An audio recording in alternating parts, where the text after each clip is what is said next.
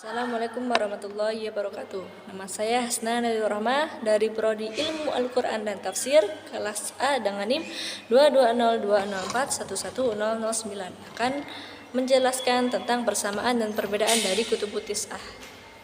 Nah, kutubut tis'ah sendiri adalah sebutan dari 9 kitab hadis, yaitu kitab Sahih Bukhari dan Sahih Muslim yang pertama dan kedua, atau biasa kita sebut dengan kitab Sahihain. Selanjutnya yaitu 5 kitab sunan, atau Sunan At-Tirmidzi, Sunan An-Nasa'i, Sunan Ibnu Majah, Sunan Ad-Darimi, dan Sunan Abu Dawud. Yang selanjutnya itu Musnad Imam Ahmad dan Muwatta karya Imam Malik. Yang pertama yaitu kitab Sahih Bukhari. Menurut Ibnu Salah dan Al-Nawawi, kitab ini berisi 7.275 hadis. Dikarenakan banyaknya hadis yang diulang, dan jika tidak diulang, hadis yang ada di dalamnya itu berjumlah sebanyak 4.000 buah hadis.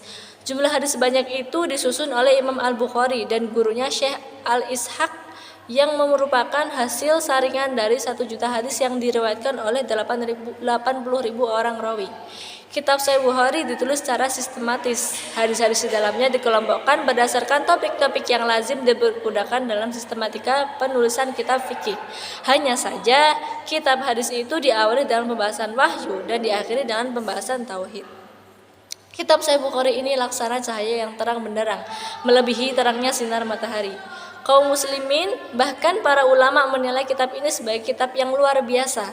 Imam Muslim misalnya, beliau banyak mengambil faedah dari karya yang agung ini.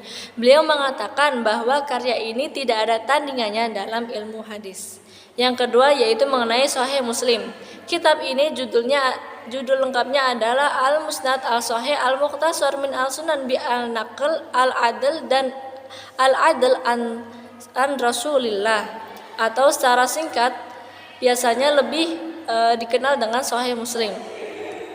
Ringkas riwayat oleh orang-orang dari orang yang ada Rasulullah, Imam Muslim menghabiskan waktu kurang lebih 15 tahun untuk menyusun kitab ini, yaitu kitab Sahih Muslim sendiri. Kitab Sahih Muslim memiliki karakteristik sendiri yang berbeda dengan metode Imam Al-Bukhari. Imam Muslim tidak mencantumkan judul-judul dalam setiap pokok bahasan untuk menegaskan pelajaran yang terdapat dalam hadis yang beliau sebutkan, tetapi beliau lebih memilih untuk menyebutkan tambahan-tambahan lafaz pada hadis pendukungnya sehingga dapat menuliskan satu hadis pokok. Beliau tambahkan hadis-hadis penguat lain untuk menjelaskan kandungan ilmu dari hadis tersebut.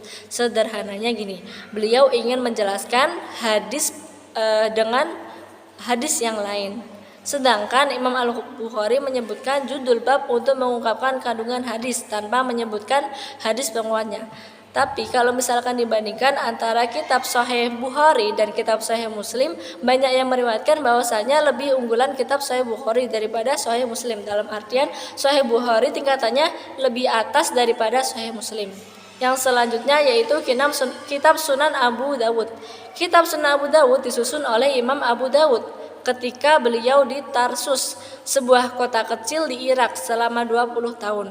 Dari 500.000 buah hadis yang berhasil dikumpulkan oleh Imam Abu Dawud, beliau hanya mencantumkan sebanyak 4.800 hadis dalam kitab sunannya yang berjudul Sunan Abu Dawud, berbeda dengan kitab Jami, Musnad, ataupun yang lainnya. Kalau Jami itu mencakup semua tentang keagamaan, sedangkan Sunan hanya muat hadis-hadis yang berkaitan dengan masalah fikih saja. Sistematika penulisan hadis dalamnya pun bisa mengikuti tema-tema yang lazim dalam susunan bab fikih. Selanjutnya yaitu tentang kitab Sunan An-Nasa'i. Kitab Sunan An-Nasa'i sendiri dibagi menjadi dua, yaitu Sunan An-Nasa'i Al-Kubra sama Al-Sughra. Disebut juga nama lainnya Al-Mujtaba atau Sunan Pilihan. Kenapa disebut seperti itu? Karena kualitas hadis-hadis yang dimuat dalam sunan ini hanya hadis-hadis pilihan. Penulisan kitab Sunan Al-Sughra dilatar belakangi oleh peristiwa ketika Imam Al-Nasa'i memperkenalkan sebuah kitab hadis kepada seorang penguasa di kota Ramallah, sebuah kota di Palestina. Penguasa itu bertanya kepada Imam An-Nasa'i, apakah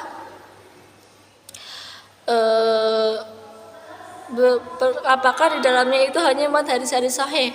Imam Nasa'i menjawab bahwasanya di dalam kitab tersebut dimuat hadis sahih dan hasan dan yang mendekati keduanya, dalam artian mendekati hasan dan hadis yang sahih. Kemudian beliau menyuruh untuk menuliskan hadis-hadis yang sahih saja dalam kitabnya.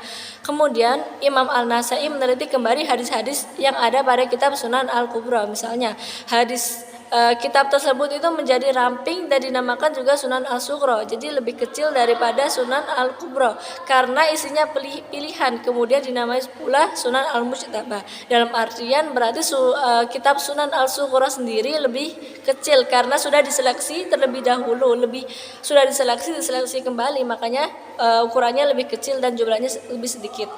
Yang kelima yaitu tentang kitab Sunan At-Tirmidzi. Kitab Sunan At-Tirmidzi sendiri yaitu salah satu karya besar Imam At-Tirmidzi.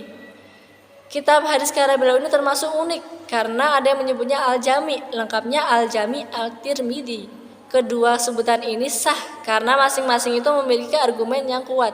Disebut Al-Jami karena temanya tidak hanya persoalan fikih, melainkan mencangkup persoalan-persoalan yang memenuhi kriteria kitab Al-Jami. Ada 8 tema yang minimal harus tercantum dalam sebuah kitab Al-Jami.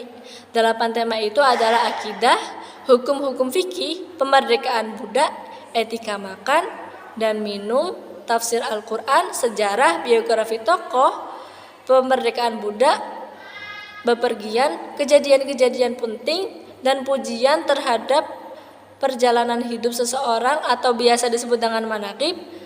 Dan selain itu, sebuah kitab hadis bisa saja dinamakan Al-Jami secara harfiah, berarti menghimpun apabila mencantumkan hadis-hadis yang di dalamnya termuat di dalam kitab-kitab yang sudah ada. Kitab Al-Jami itu membicarakan 8 tema yang ada pada sebuah kitab Al-Jami. Yang nomor 6 yaitu kitab Sunan Ibnu Majah. Kitab Sunan Ibnu Majah sendiri adalah salah satu karya terbesar Imam Ibnu Majah.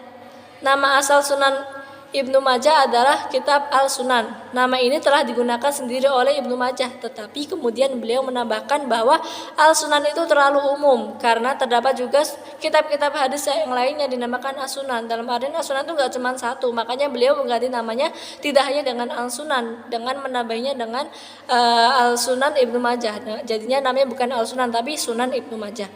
Kitab ini disusun secara baik dan indah menurut sistematika fikih. Beliau memulai sunan ini dengan bab mengikuti sunnah Rasulullah SAW. Dalam bab ini dia membahas tentang hadis yang menunjukkan kekuatan sunnah, kewajiban untuk mengikuti dan mengamalkannya. Sebagian ulama bersepakat bahwasanya kitab hadis yang pokok itu ada 5 atau kutub al-khamsah, yaitu Sahih Bukhari, Sahih Muslim, Sunan Abu Dawud, Sunan An-Nasai, dan Sunan At-Tirmidzi. Mereka tidak memasukkan Sunan Ibnu Majah karena mengingat derajat kitab ini itu lebih rendah dari 5 pokok kitab tersebut. Tetapi sebagian ulama lain menetapkan 6 kitab hadis pokok dengan menambahkan Sunan Ibnu Majah sehingga terkenal dengan sebutan kutub al-sittah atau 6 kitab hadis. Yang ke nomor 7 yaitu kitab Musnad Ahmad. Musnad Ahmad termasuk kitab termasyhur dan terbesar yang disusun pada periode kelima pada perkembangan hadis sekitar abad ketiga Hijriah. Kitab ini melengkapi dan menghimpun kitab-kitab hadis yang ada sebelumnya dan merupakan salah satu kitab yang dapat memenuhi kebutuhan muslim dalam hal agama dunia pada masa itu. Seperti halnya ulama-ulama abad ketiga di masanya. Imam Ahmad menyusun hadis dalam riwayatnya secara musnad. Hadis-hadis yang terdapat dalam musnad tersebut tidak semua riwayat Imam Ahmad. Sebagian merupakan tambahan dari putranya yang bernama Abdullah dan tambahan dari Abu Bakar Al-Qoti. Hadis-hadis yang terdapat dalam kitab Al-Musnad menurut penelitian para ulama hadis ada yang mengatakan sahih, ada juga yang hasan dan juga ada yang dhaif. Di dalamnya terdapat hadis-hadis sahih yang diriwayatkan oleh penyusun kitab 6 dan juga hadis-hadis yang tidak diriwayatkan oleh mereka itu. Yang kedelapan yaitu kitab Al-Muwatta karya Imam Malik. Kitab ini membahas tentang orang-orang yang meriwayatkan Al-Muwatta dari Imam Malik baik berasal dari Madinah, Makkah, Mesir, Irak dan sekitarnya. Baik itu Afrika dan Andalusia, Tunisia dan Syam yang dilakukan dengan jalur periwayatan yang sampai kepada penulis Al-Kutub Al-Khamsah seperti Imam Ahmad bin Hambal. Akhir dari pembahasan dalam pembukaan Al-Muwatta adalah sejarah kehidupan Imam Malik yang mencakup guru dan muridnya, kecintaannya kepada hadis, serta pemeliharaannya. Yang terakhir yaitu tentang Sunan Ad-Darimi. Sunan Ad-Darimi ini berisi hadis-hadis marfu, maqtu, dan mauquf. Bagian besar dari hadis terdapat dalam hadis kitab tersebut adalah hadis marfu. Namun, ada kalanya Ad-Darimi mengemukakan atsar dari sahabat maupun tabi'in. Hal semacam ini ia kemukakan dalam beberapa bab tentang hukum fikih seperti dalam bab taharah dan faraid. Kitab karya Ad-Darimi memiliki penyusunan yang baik yang terangkai dalam 24 kitab, ratusan bab, dan 3.367 buah hadis. Dalam menyusun kitab ini, Ad-Darimi hanya mengemukakan satu hadis atau 2 hadis atau 3 hadis saja dalam satu bab. Sangat jarang sekali dijumpai dalam satu bab terdapat hadis lebih dari 3, yang mengingat kapasitas bahwasanya kitab Sunan Ad-Darimi ini tampaknya ia memang sengaja beliau Imam Ad-Darimi sengaja memasukkan hadis-hadis yang kualitasnya tinggi, dalam artian hanya hadis-hadis pilihan yang beliau cantumkan dalam kitabnya dalam setiap babnya. Inilah alasan mengapa beliau tidak memasukkan hadis-hadis mu'allaq ke dalam kitabnya. Hadis mu'allaq itu memang ada di dalam kitab tersebut, tapi jumlahnya sangat sedikit dan tidak lebih dari 10 buah hadis. Ad-Darimi menyusun kitab ini berdasarkan sistematika yang digunakan oleh penyusun kitab fikih, sehingga tidak bisa dihindari adanya pengulangan penyebutan hadis. Akan tetapi Al-Darimi berusaha agar pengulangan hadis tidak terjadi. Apabila pengulangan itu terjadi dalam bab yang sama, maka Al-Darimi akan menguangkan hadis yang lain menjadi muttabi'nya, atau menguangkan hadis lain yang memiliki ziyadah pada matanya. Akan tetapi apabila pengulangan tersebut terjadi pada bab yang berbeda, terkadang Al-Darimi mengungkapkan hadis yang sama persis baik sanad maupun matan. Hal ini dapat dilihat dari hadis-hadis pada kitab Al-Salat, Al-Taqani bil Quran, diulang din akhir kitab dalam kitab Fadail Al-Quran, bal Al-Taqani bil Al-Quran. Selanjutnya, setelah kita melihat dari kitab Kutubut Tis'ah sendiri, kita menemukan bahwasanya dalam kitab tersebut itu terbagi menjadi 3 golongan, yaitu sunan, jami, dan musnad. Nah, apa perbedaan dari ketiga golongan kitab tersebut? Ketiga kriteria tersebut itu adalah penyusunan dalam peletakan hadisnya, dalam peletakan bagaimana sih penyusun itu menyusun kitabnya. Nah, untuk yang pertama yaitu tentang sunan. Sunan adalah kitab-kitab yang menghimpun hadis-hadis hukum marfu, dan kalaupun ada yang mauquf dan maqtu, hal itu sangatlah sedikit. Kalau jami mencakup sebuah tentang keagamaan, sedangkan sunan hanya memuat hadis-hadis yang berkaitan dengan masalah fikih saja. Sistematika penulisan hadis di dalamnya pun bisa mengikuti tema-tema yang lazim dalam susunan bab fikih. Adapun kitab musnad adalah kitab hadis yang disusun berdasarkan sanad hadis, mata rantai periwayatan hadis dari para sahabat Nabi Shallallahu Alaihi Wasallam. Biasanya kitab musnad mendahulukan hadis-hadis yang berasal dari sahabat-sahabat utama. Model kitab musnad seperti ini dapat kita jumpai pada kitab musnad Imam Ahmad dan Imam Hambal. Sekian penjelasan dari saya, kurang lebihnya mohon maaf. Wassalamualaikum warahmatullahi wabarakatuh.